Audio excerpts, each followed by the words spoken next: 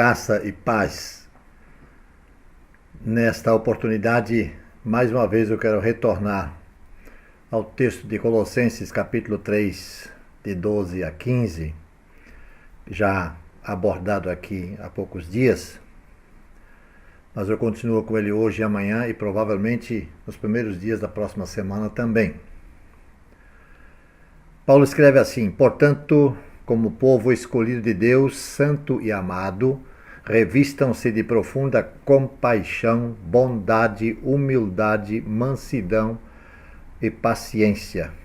Suportem-se uns aos outros e perdoem as queixas que tiverem uns contra os outros. Perdoem como o Senhor lhes perdoou. Acima de tudo, porém, revistam-se de amor, que é o elo perfeito. Que a paz de Cristo seja o juiz em vossos corações, visto que foram chamados a viver em paz, como membros de um só corpo, e sejam agradecidos. Dizia há poucos dias aqui sobre esse texto que considero isso aqui como um guarda-roupas espiritual que Paulo está recomendando. Peças, descobrimos aqui 10 peças. Ele disse revistam-se ou vistam-se, né? Da ideia de que seria uma vestimenta espiritual. E como disse alguém, o estilista dessa vestimenta chama-se caráter cristão. O maior mandamento é amar a Deus acima de todas as coisas.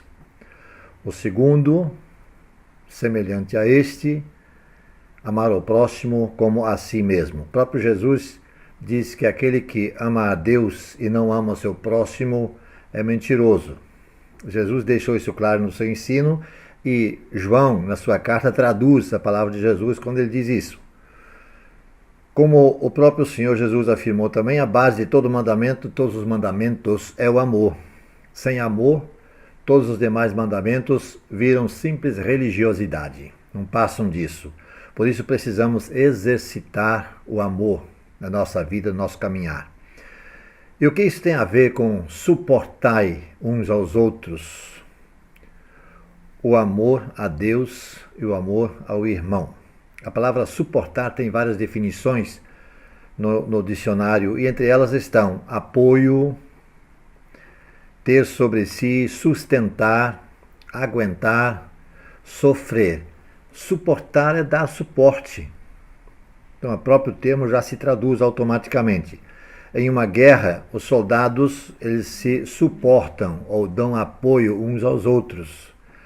Quer dizer que eles se cobrem mutuamente na cobertura, um dando cobertura ao outro no momento do ataque.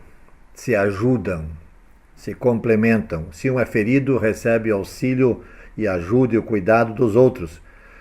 Às vezes, esse cuidado e esse auxílio acaba no cemitério, na sepultura desse soldado que, em consequência do ferimento, vem a morrer. Suportar uns aos outros também é suportar de forma graciosa aquelas atitudes que consideramos desagradáveis, ofensivas e até mesmo pecaminosas da parte dos nossos irmãos na fé. Não quer dizer que nós devemos ser coniventes com aquilo que o outro faz. Temos que ajudar o outro, ajudá-lo a sair da situação, aconselhar, orientar, dar suporte nesse sentido. Precisamos deixar claro que suportar é uma maneira de carregar a carga de um irmão e ajudá-lo a fazer a sua carga ficar mais leve. Levai as cargas uns dos outros e assim cumprireis a lei de Cristo, diz Paulo também aos Gálatas, capítulo 6, versículo 2. Fardo é aquilo que cada um tem de carregar. Isso para o seu próprio crescimento e o seu próprio amadurecimento espiritual. Mas como cada um carrega o seu fardo, precisamos nos ajudar mutuamente nisso. A forma de carregar, onde podemos auxiliar o outro a que essa carga se torne mais simples, mais leve, mais fácil de ser carregada. Um simples conselho muitas vezes pode ajudar o outro. como o outro pode carregar diferente aquele cargo para que não lhe seja tão pesado. Agora, se nós olharmos para dentro das nossas congregações, nós estamos aqui falando da Igreja Batista Pérola dos Mares. Se nós olharmos para dentro da Igreja Pérola dos Mares, nós vemos irmãos que de alguma forma precisam do suporte, precisam da nossa ajuda. E se precisam, o que temos feito quanto a isso? Agora vamos para outra ponta. Você que está do outro lado, precisando do suporte da igreja.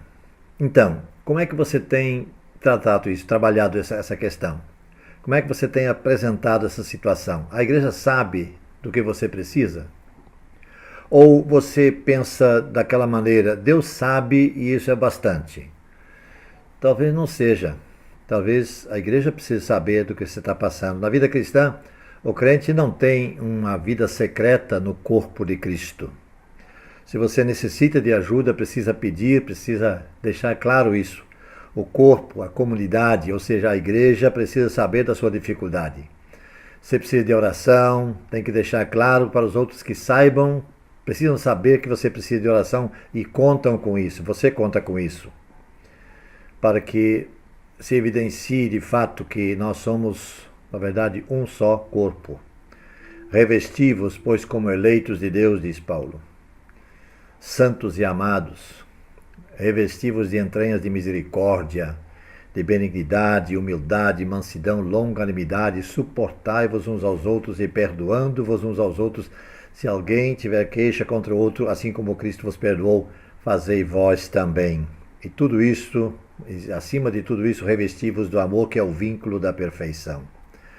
E aos Efésios capítulo 4, 1 a 3, Paulo também diz, rogo-vos, pois eu, o preso do Senhor, que andeis como é digno da vocação que fostes chamados, com toda humildade e mansidão, com longanimidade, suportando-vos, outra vez aqui, suportando-vos uns aos outros em amor, procurando guardar a unidade do Espírito pelo vínculo da paz.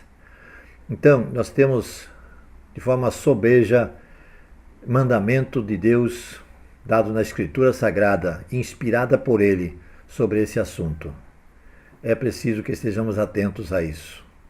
É preciso realmente fazer com que na nossa vida isso se cumpra. Isso não foi uma palavra escrita para aquela igreja, seja em Colossos, seja em Éfeso, mas a palavra inspirada veio para os nossos dias, está à nossa disposição, e Deus espera que nós a observemos, que nós a cumpramos.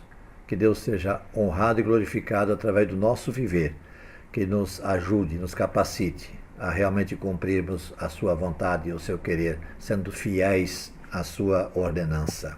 Senhor nosso Deus, obrigado, porque a tua palavra é tão clara e fala aos nossos corações, que nós possamos, ó Pai, levá-la muito a sério, colocá-la em prática em nossa vida, para que em nosso viver o teu nome seja honrado e glorificado, para a honra e glória do teu nome, em nome de Jesus. Amém.